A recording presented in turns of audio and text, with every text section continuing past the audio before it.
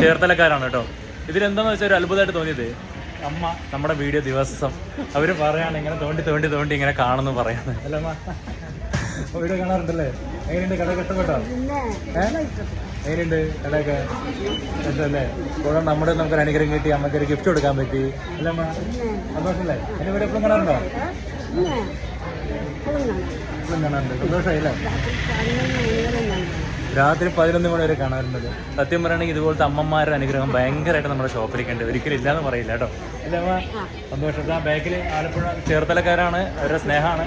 അപ്പോൾ ഇവിടുത്തെ സ്റ്റാഫിനെ വിളിച്ചിട്ട് തിരക്കിയിട്ടുണ്ടായിരുന്നു. അപ്പോൾ ഇങ്ങനെ ഒരു സ്റ്റാഫിനെ അറേഞ്ച് ചെയ്ത് തരാം, നമുക്ക് രാവിലെ തൊട്ട് വൈകുന്നേരം വരെ എന്ന് പറഞ്ഞായിരുന്നു. അങ്ങനെ നല്ല രീതിയിലുള്ള സർവീസൊക്കെ കിട്ടി.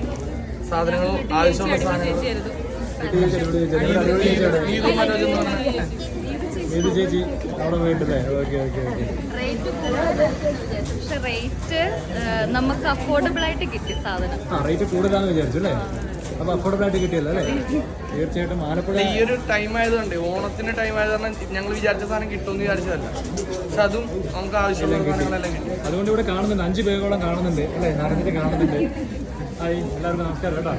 ചേച്ചി എല്ലാവരും ഇവിടെ കൊടുത്തിട്ടല്ലേ? ഹലോ ബ്രോ, പേര് ലക്ഷ്മി. ഓക്കെ താങ്ക് യു കേട്ടോ അമ്മ. അപ്പോൾ താങ്ക് യു എല്ലാവർക്കും.